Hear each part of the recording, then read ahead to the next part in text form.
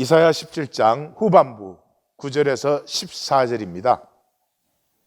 천박한 삶과 존귀한 삶, 그렇게 제목을 잡고 들어갑니다.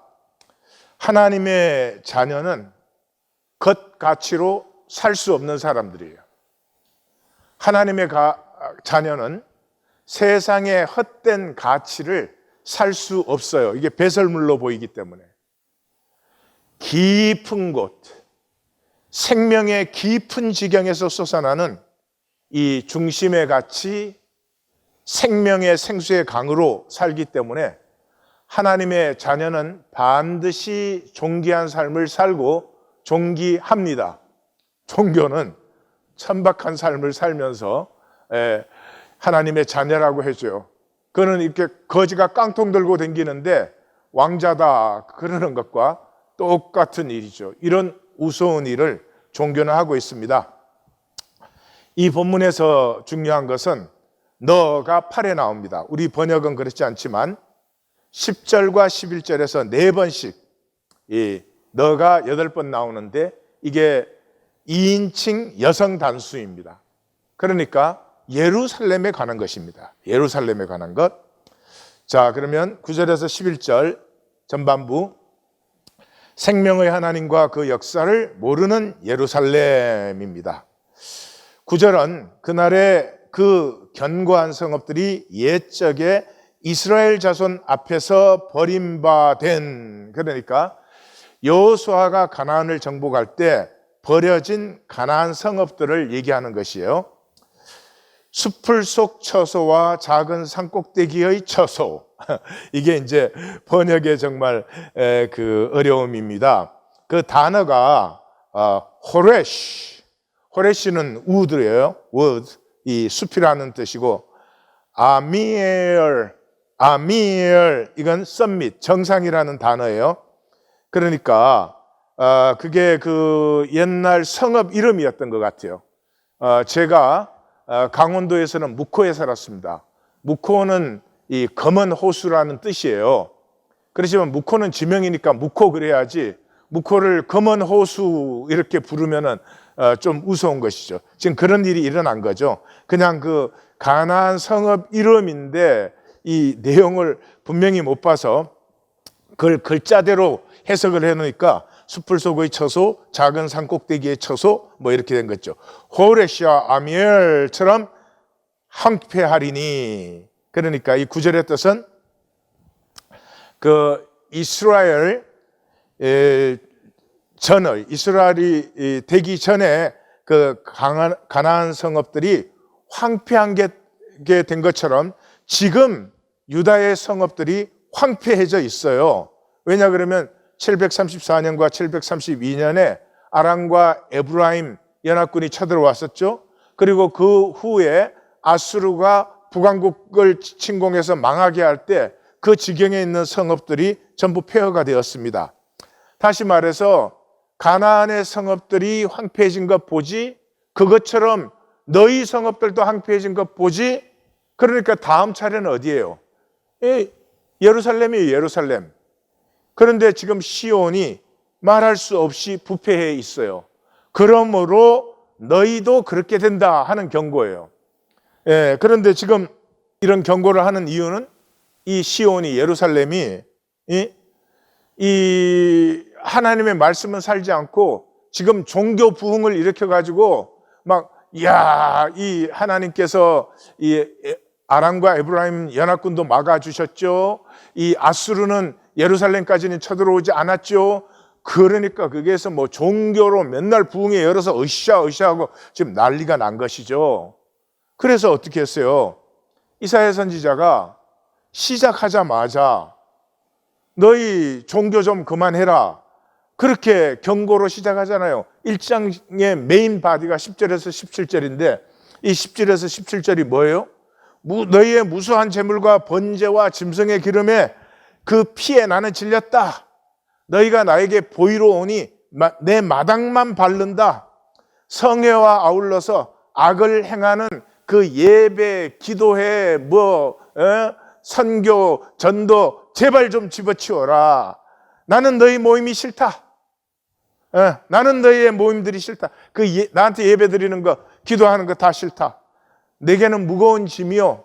이 곤비하다. 내가 그것 때문에 서로 돌보지도 않으면서 너희는 나에게 기도하는데 나는 그런 기도 듣지 않는다. 스스로 씻고 스스로 돌이켜 이 나만 챙기려고 하는 이 악을 버려라. 선행을 배우고 정의를 구하며 학대받는 자를 도와주며 고아를 위하여 신원하며 과부를 위하여 변호하라. 이게 1장의 메인 바디거든요. 종교 때려치우고 내가 너에게 말한 한 아버지 밑에서 한 가족이 되어서 작은 자, 약한 자, 힘없는 자, 버림받은 자들을 돌보는 그런 삶을 살아라 하는 것이죠. 그렇지 않으면 예루살렘도 나는 버린다 하는 것이죠. 10절. 이는 내가 내 구원의 하나님을 잊어버리며 내 능력의 반석을 마음에 두지 아니한 까닭이라. 그러니까 왜 그런 짓거리를 하느냐 그러면 하나님을 잊어버렸고 능력의 반석을 마음에 두지 않았어요. 그러므로 내가 기뻐하는 나무를 심으며, 이것도 번역 문제예요. 그 기뻐하는 나무를 심는다는 것이 그 beloved라고 하는 단어인데, beloved는 바알의 애칭이에요. 바알의 애칭. 그러니까 너희가 그 바알의 정원을 가꾸고, 그러니까 바알 신전이 예루살렘 안에 있는 거예요. 이게 이미 우리가 솔로몬 시대 때도 보았고, 또 열왕기 역대기에서 다 나오고, 예레미야 에스겔서에도 이게 다 나오죠. 뿐만 아니라 이방의 나무까지도 이종하는도다. 이종은 모종을 옮겨 심는 거죠.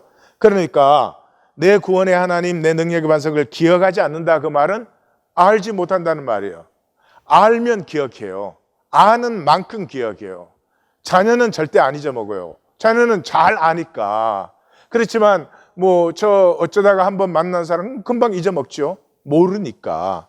그래서 멸망한 가나안 족속의 신전을 예루살렘에 가꾸고 있고, 집집마다 이 우상들을 하나씩 갖고 있고, 우상의 작은 단이 있고 그런 거죠. 그래서 이사야, 예레미야, 에스겔 이 세 선지자에 왜 유다가 멸망하느냐? 멸망의 이유는 우상 숭배다. 이게 세 선지자의 중심이에요. 그러니까 우상 숭배라는 걸 지금 우리 시대엔 나무나 돌로 깎아놓고 그 앞에 절하는 거 생각하시면 곤란하죠. 참 가치를 버리고 거짓 가치를 산다. 우상, 헛된 이미지를 위해서 사는 거죠. 장식품 만들려고 생명을 버리는 삶을 사는 것이죠. 그래서 예레미야도 3장 8절에서 내게 배어간 이스라엘의 간음을 행하였으므로 내가 그를 내쫓고 그에게 이혼서까지 주었으되, 이스라엘 이미 멸망했죠. 지금 721년에 멸망 이미 했어요. 그래서 왜 그들이 우상숭배, 간음했기 때문에 멸망하고 이혼서까지 주었다. 이 멸망으로 완전히 끝났다. 그에 반역한 자매 유다 너희가 두려워하지도 아니하고 자기도 가서 행음함을 내가 보았노라. 그죠? 그 다음에 에스겔서에 들어가면 8장에 자세히 나오는데요. 그가 내게 이르기를 인자야 이제는 눈을 들어 북쪽을 바라보라 하시기로, 내가 눈을 들어 북쪽을 바라보니 제단문 어기 북쪽에 그 질투의 우상이 있더라. 이 성경은 이렇게 가증한 것을 말할 때는, 또 거룩한 것을 말할 때는 직접적으로 표현하지 않고 우회적으로 표현을 하죠. 그래서 질투의 우상이 되었다는 것은 하나님이 가장 싫어하는 바알과 아세라를 얘기하는 것일 것입니다. 그가 또 내게 이르기를 인자야 이스라엘 족속이 행하는 일을 보느냐? 그들이 여기서 크게 가증한 일을 행하여 나로 내 성소를 멀리 떠나게 했다. 왜 예루살렘이 망했어요? 하나님의 임재가 떠났기 때문에 망했어요. 왜 하나님의 임재가 떠났어요? 하나님의 전에서, 그리고 하나님의 성 시온에서 온갖 가증한 우상숭배를 하니까 너는 다시 다른 큰 가증한 일을 보리라 하시더라.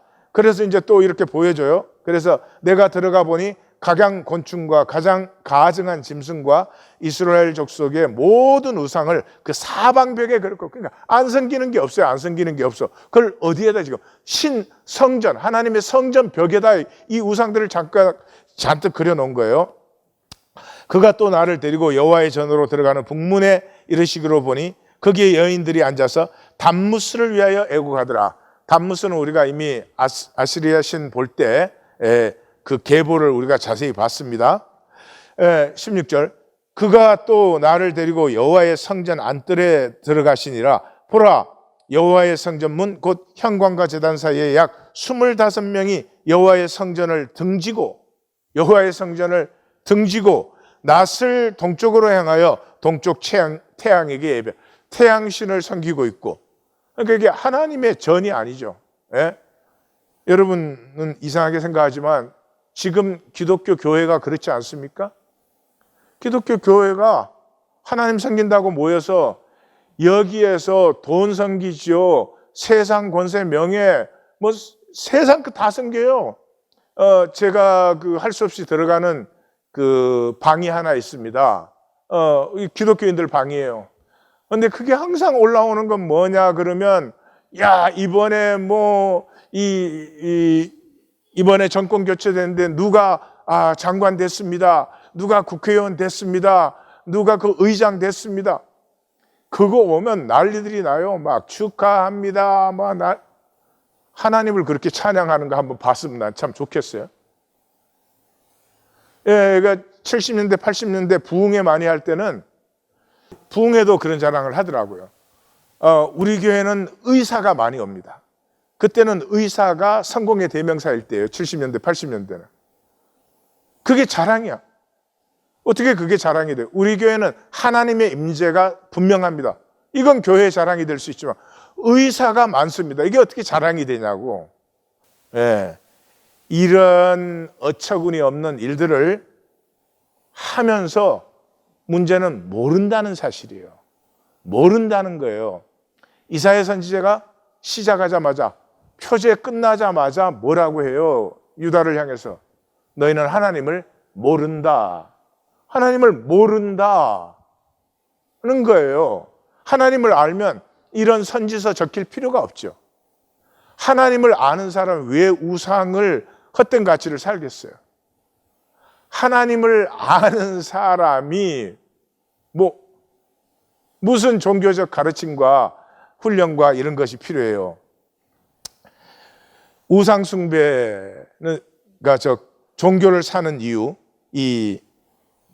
왜 우상숭배하느냐? 다시 말해서 생명과 신앙을 살지 않고 종교 생활을 하느냐 하는 것은 하나님의 형상을 피우지 않고 상황과 편안을 만드는 것이죠.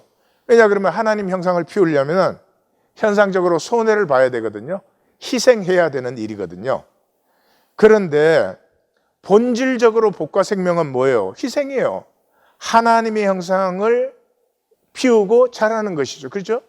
이 잠깐의 현상 세계를 끝내고 육체를 벗을 때 내가 얼마나 편안하게 살았느냐, 내가 얼마나 상황이 좋았느냐, 장식품을 만들었느냐, 그건 아무것도 아니에요. 그건 다 쓰러지는 것이죠. 남는 건 생명이에요. 내가 주님 앞에서 누구냐 하는 것이 남아요. 그런데 이 생명 나눔을 통해서, 희생을 통해서 나의 생명이 장성해지는 것이죠. 이게 복과 생명의 역사죠. 그러니까 하나님을 아는 사람은 즐겁게 이것을 살아요. 우리가 사도 바울에게서 만나는 삶이 그런 삶이고, 모든 신실한 그리스도인 바네퍼에게서 만나는 삶이 그런 삶 아니에요? 그러니까 하나님을 알면은 이 현상 세계에서 만드는 편안한 상황이라든지, 나는 네보다 조금 좋은 장식품을 가졌다, 이건 배설물로 보이죠. 사도 바울이 그러지 않아요? 내게 이익으로 생각하던, 나는 그게 이익인 줄 알았는데 그게 나에게 손해였다. 그래서 이제 배설물로 여긴다 그러잖아요. 그렇기 때문에 하나님을 알면 우상을 숭배하고 세상 가치를 사는 것이 불가능해요. 천박하게 살 수가 없어요. 그런데 이 시대에 종교인처럼 천박한 사람들이 없어요. 이것이 참 비극이고 아픔이고 슬픔입니다. 11절, 그날에 내가 심고 내가 내 울타리를 두르고 아침에 내 씨가 잘 발육하도록 내가 심었으나 근심과 심한 슬픔의 날, 심판의 날, 그날을 얘기하는 것이죠. 농작물이 없어지리라. 그러니까 그저 농작물을 빨리 자라게 해요. 근데 빨리 자라는 만큼 없어지는 것도 빨리 없어져 버리는 거예요.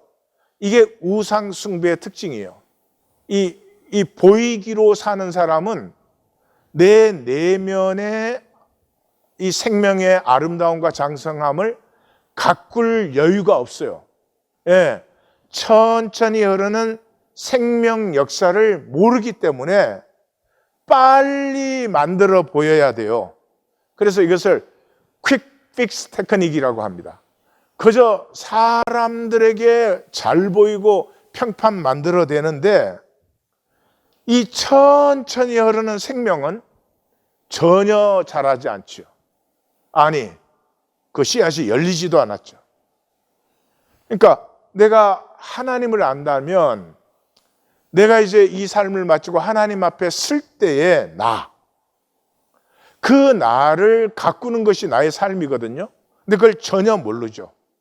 전혀 모르기 때문에 칭찬과 존경과 이 인정받으려고. 지난주에 나눈 그 톨스토이의 신부 세르게이가 그러잖아요. 드디어 그가 그렇게 원했던 명성과 칭찬과 존경을 다 받았을 때 무슨 생각이 났어요? 과연 하나님은 계신가? 여러분 이해 잘 하셔야 돼요. 하나님이 계신가 하는 질문은 하나님이 계신가 안 계신가 그런 게 아니에요. 그 중심이 완전히 썩어 있는 것이에요. 비어 있는 것이에요. 이제 욕망이 채워졌잖아요. 욕망이 채워진 순간이 이 생명의 중심, 영혼의 중심은 텅 비어 있는 거예요. 텅 비어 있기 때문에 정말 하나님이 계실까? 정말 생명이 있을까? 이런 것들이 떠오를 수밖에 없어요. 행복한 사람은요, 하나님 안 믿는 사람이어도 기독교 종교인이 아니어도 행복한 상태에 있을 때 물어봐요. 이 세상에 신이 있을까? 행복한 사람은 당연하지. 신이 없으면 뭐 내가 어떻게 있어? 이 모든 것이 어떻게 있어? 이렇게 아름다운 세상, 이렇게 복된 세상. 이 하나님이 계시고 말고지. 그렇게 나와요.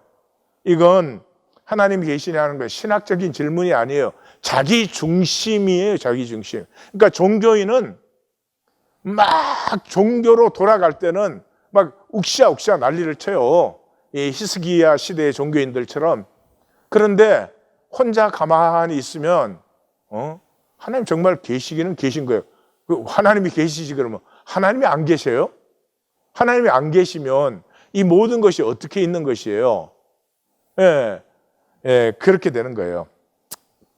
그래서 빨리빨리 뭘 만들어 가지고 사람한테 요리 보이고 조리 보이고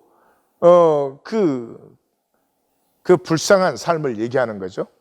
자, 12절에서 14절은 두려워하지 말고 경외심으로 살라 하는 그런 파트예요. 12절 시작이 슬프다, 화 있을진저 그렇게 번역되는 woe to you. 그렇게 시작이 돼요. 그러니까 뭐가 그렇게 화 있을지 한번 봅시다. 많은 민족들이 소동하였으나 바다 파도 치는 소리같이 그들이 소동하였고 열방이 충돌하였으되 큰 물이 몰려온같이 충돌하였도다. 소동 충돌 파도같이 쉬지 않고 들끓는 역사. 이 들끓는 역사를 두려워하는 예루살렘.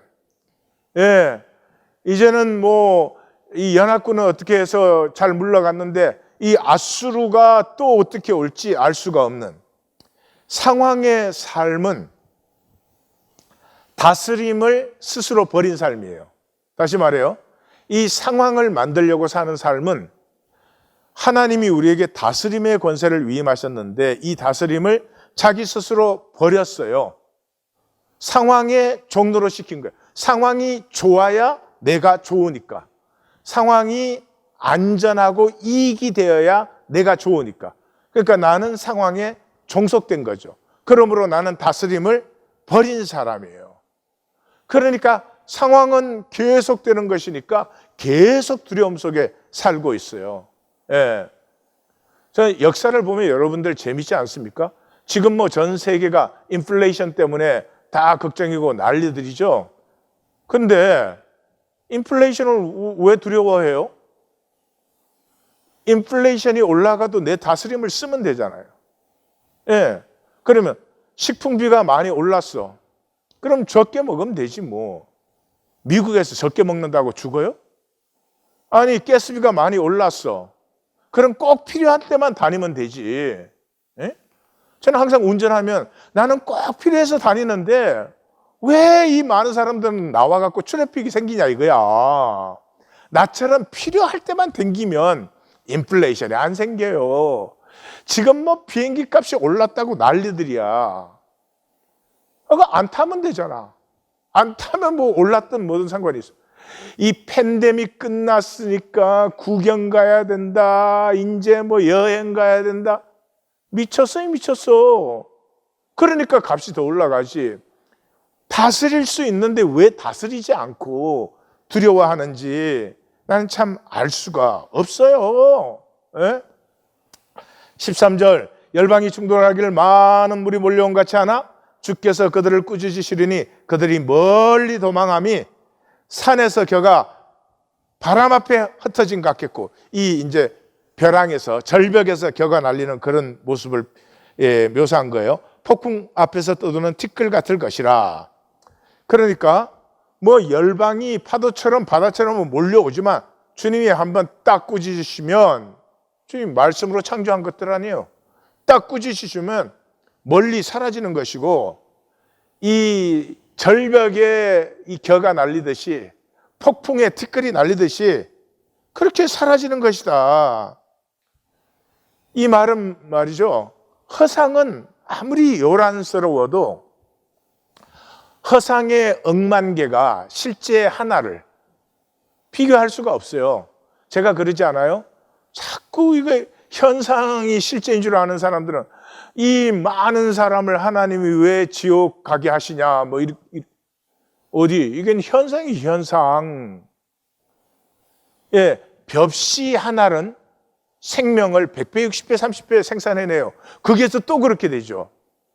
그렇지만 쌀은 억만 가마니가 있어도 거기에서 생명은 피어나지 않아요. 예, 허상이 아무리 요란해도, 현상의 이 역사가 아무리 요란해도 실제가 딱 나타나면 그냥 잠잠해지는 거예요. 잠잠해지는 것이에요. 아무리 상황이 어렵다 그래도 모든 상황이 지나가는 것 아니에요? 그럼 내가 하나님 임재 안에 딱 있으면 무슨 상황이 나를 흔들 수가 있겠어요? 아, 이게 말은 쉬워요. 저도 역시 이 상황이 어려우면 흔들리겠죠. 그리고 흔들리는 모습이 분명히 있죠. 그러나 그 흔들리는 것 때문에 내 삶이 지장을 받거나 내 일이 지장을 받거나 내가 먹고 자는 것이 지장을 받거나 그러지는 않아요. 먹을 땐 먹고 잘 때는 자요. 예, 그만큼 훈련된 거죠. 예. 뭐에서? 이 허상의 요란함 속에서 내 안의 실제를, 나와 함께 하시는 하나님의 임재를 이렇게 확인할 수 있는 훈련이 된 거죠. 보라, 저녁에 두려움을 당하고 아침이 오기 전에 그들이 없어졌나니. 그러니까 그렇게 요란을 떨어도 저녁이 올 때 막 파도가 해일이 밀려오는 것 같아도 아침이 돼서 보면 다 없어졌다 이 말이에요. 이는 우리를 노략한 자들의 몫이요 우리를 강탈하는 자들의 보응이니라. 이게 이제 이사야가 외치는 것 중에 중요한 주제 아니에요? 하나님께서 열방을 들어서 이스라엘을 징계하시고 또 유다도 징계를 해. 그런데 그 징계를 끝나고 나서 그러면 징계한 사람은 괜찮냐? 만약에 그들이 의롭지 않으면 그들 역시 하나님의 심판을 받는다. 그래서 하나님이 이스라엘을 멸망시켰는데 아수를 쓴다 이렇게 말씀하셨잖아요. 이사야서에서. 그 다음에 벌써 또 나왔죠. 하나님이 바벨론을 들어서 유다가 끝까지 돌이키지 않으면 유다를 멸망시킨다 했죠. 그래서 그 아수르를 그렇게 이스라엘을 심판한 다음에 아수르를 멸망시키는 그 부분에서 14장 후반부에서 우리가 보았죠. 거기에서 그 24절, 26절, 27절에 경령이라는 단어가 3번 나오죠. 그러니까 하나님의 경령 또는 하나님의 경륜, 섭리에 의해서 하나님이 도구와 막대기로 쓰셨어도 저들이 멸망을 하게 된다. 그런 것이죠. 그러므로 인생의 최고의 복은 하나님을 경외하는 것이에요. 하나님을 경외하는 사람은 상황이 흔들릴 때 그렇게 많이 두렵지 않아요. 두려움 속에서도 하나님을 누릴 수가 있어요. 그래서 하나님을 경외하는 사람은 영혼은 맑아지고 삶은 자유해져요. 자유해진다는 말은 존귀해진다는 말이에요. 우리가 존귀한 가치를 싫어서 안 사는 게 아니에요. 그거를 존귀한 가치를 살 수 없는 종로릇을, 허상의 종로릇을 하기 때문에 자유해지는 만큼 존귀한 삶을 살아요. 그리고 무엇보다 모든 관계에서 열매를 맺는, 관계가 통하는 모든 자리에 이 은혜 받은 사람의 특징, 하나님을 경외하는 사람의 특징은 은혜가 나누어져요. 뭘 잘해주고 좋게 하고 이런 게 아니라도 그냥 그 관계에 은혜의 이 향기가 묻어 있어서 모든 관계가 아름다운 관계가 돼요. 이게 하나님을 경외하는 사람이에요. 이게 하나님을 안다, 경외한다 같은 말인데, 이 하나님을 알고 경외하는 사람의 열매가 되는 것이죠. 자, 적용점은 우상숭배, 즉 헛된 가치를 사는 이유는 하나님을 모르기 때문이다. 하나님을 모르기 때문에 깊이 없는 얕고 천박한 삶을 사는 거예요. 자기가 자기를 싫어해요. 그러니까 평생이 뭐예요? 가리기 하는 거예요. 가리기, 나뭇잎 치마 만들게 하는 거죠. 두 번째, 파도처럼 일렁이는 현상을 두려워하면 억눌려 종된 삶을 살며, 하나님을 경외하면 만유와 샬롬이 피어나 만유와 하나 된 존귀함을 누린다. 이 현상 두려워하는 사람은 어떻게 할 수 없죠. 이 현상에 매달려 살죠. 억눌려 살죠. 그렇지만 하나님을 경외하면 제가 말씀드린 바와 같이 영혼은 맑아지고 삶은 자유에서 존귀해지고 모든 관계에는 아름다운 열매가 맺힌다. 나눔 가이드. 믿음은 돈으로 사는 천박함을 넘어, 돈으로 안 살 수 없잖아요. 돈으로 사는 삶은 반드시 천박해져요. 부부 사이에도 돈 계산이 들어와요. 요즘 세상은 뭐 자식하고 사이도 돈 계산이 들어오는 거더라고요. 그 돈이 뭔데? 아니, 세상에 사는 동안 돈이 중요해 보지만 돈은 생명에 대해서는, 본질적인 것에 대해서는 아무것도 할 수 없는 것이죠. 그러니까 돈은 필요하지만 다스릴 수 있어야지. 돈으로 살면 사람이 천박해져요. 넘어 하나님을 사는 존귀함을 회복합니다. 믿음은 하나님의 자녀가 되게 하고, 하나님의 자녀는 하나님의 존귀함을 당연히 살지요. 내 믿음의 목적이 무엇인지 나누어 보십시오. PS. 종교의 치명적 결함은 하나님을 알지 못하는 것으로 종교인은 하나님을 모릅니다. 알면 하나님을 살고 누리지 결코 종교 생활을 하지 않아요. 과연 하나님을 아는 것이 무엇인지 오늘 깊이 실험하셔서 내일 설교 이해가 아니라 말씀을 받아서 하나님을 만나고 하나님을 아는 삶이 피어나기를 진심으로 축원합니다. 하나님,